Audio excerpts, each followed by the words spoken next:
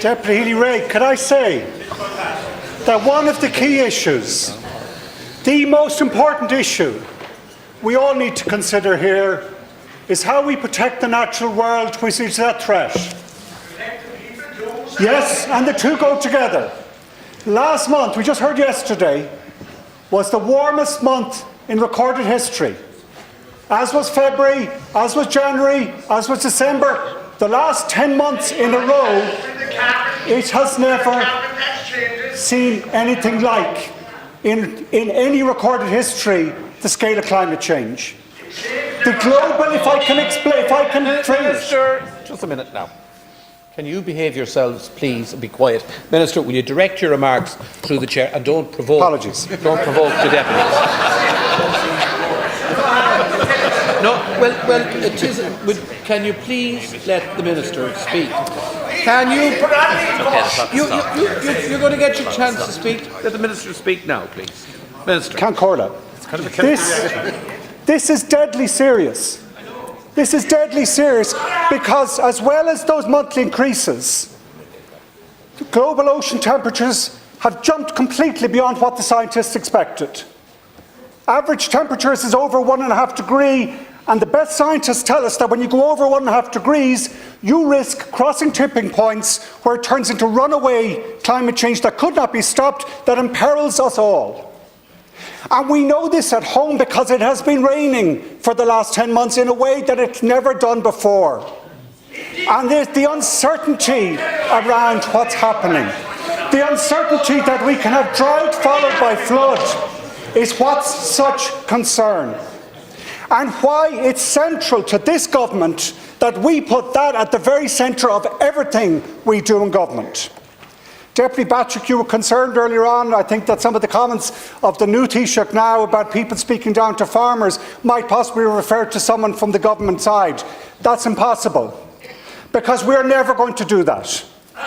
Because we actually have to listen and ask for help rather than telling people what to do.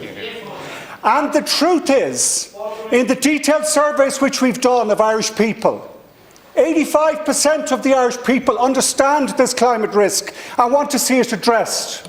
Less than 5% are what we might be described as sceptics, and the truth is there's no difference between rural and urban, between young and old, between rich and poor, because it's an existential threat to all of us. The way we help our farmers is by the 1.3 billion agroforestry programme and other programmes which we've agreed already in government.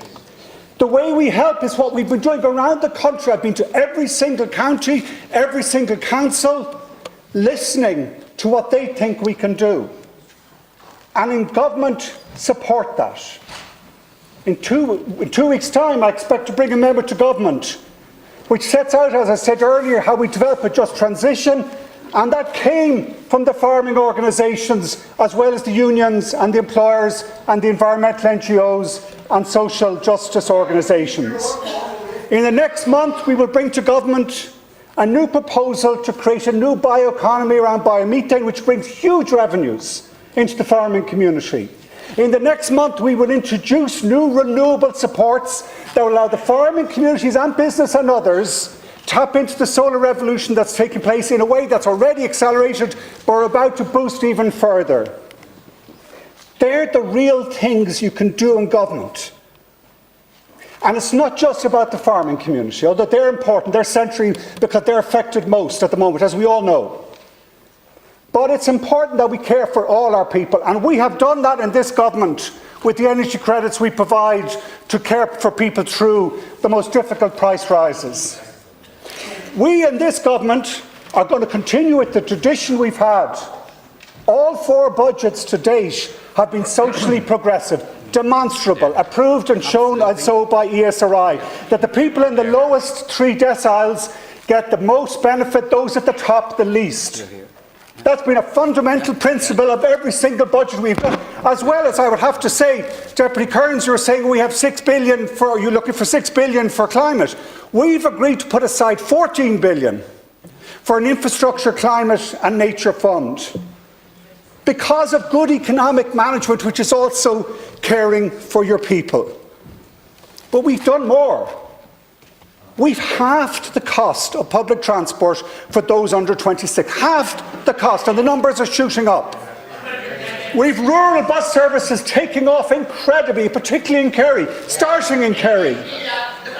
We have agreed only 2 weeks ago that the new measures we need to deliver in terms of actual travel have to be decided. Concorda, if you'd stop the clock, sorry. It's a wonderful cacophonous sound. We have agreed a first principle in the other change in transport, which everything has to change because of the scale of the challenge, that it comes from the bottom up. It's the local authorities will have to decide, and they're starting. Dublin City Council to change the city this summer, Dunleary doing the same, and I will be encouraging and looking in the local elections every single councillor to be clear. Where do they stand on this question of our day? Similarly, it wasn't just in the energy credits or transport fares. We halved the childcare fee costs in a way that was fundamentally supportive of young people trying to raise a family in this country. And expanded the likes of free contraception, and are delivering and will continue delivering for the next 11 months. The Minister of Finance reminded me it's not 10 on the Sláinte Clare delivery, which is happening, which we can deliver in this next 11 months. Another caring act, which was hugely important, was the introduction of basic income for artists. And the funding, which we're about to expend again further in the coming weeks for sports grants, and as the former Taoiseach said, all the money went into the arts venues, and we're starting to do in the nighttime economy now. It's important. It's not just an economy we need, it's a society. And that comes with spending on the arts and on sports, as well as education and health.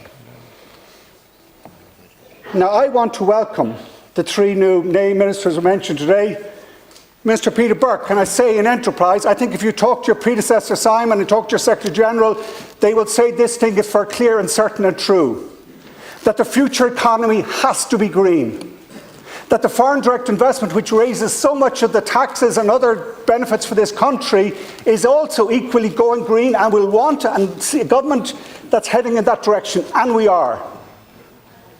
Next week, I will ask my department to talk to the opposition deputies from Waterford, Cork, Wexford, and we will set out a government-led plan, a designated maritime area plan, where we tap into the offshore wind that can provide us the fuels for sustainable aviation fuels, for our own fertilisers, and to power a digital industry that's zero carbon.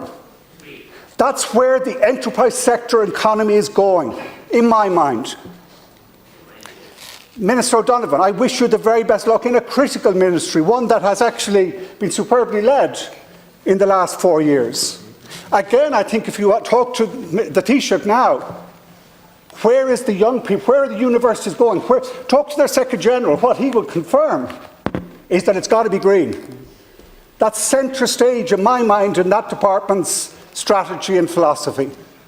And if we keep going with that, we will have the young people on our side and be serving their interests. Last but not least, Jennifer McCarroll-MacNeill, I wish you the very best of luck in your new role in the Department of Foreign Affairs and in the Department of Defence. And can I back up what the Taoiseach has just said? Because one of the reasons we're strong, our voice is listened in the world, because we have been absolutely united as a government on some of these key issues of our time.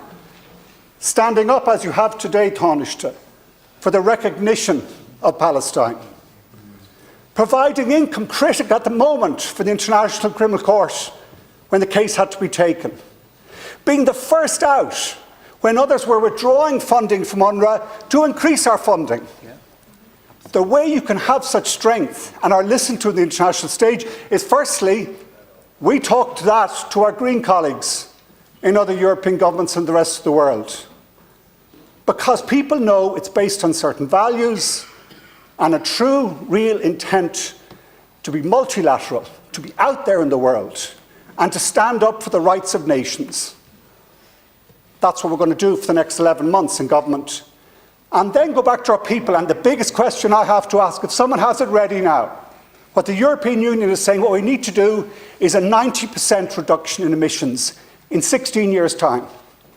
Well, I'd love to know, what are the plans of the other parties to go 90% emissions reduction, which is what we need to do to protect our people. It will be good for the economy. It will provide jobs and a future for young people. I can share my view on that tomorrow, no problem. But we need every party to agree that. Because it won't work if we divide on climate. Because in that way, our world burns. Thank you. Thank you.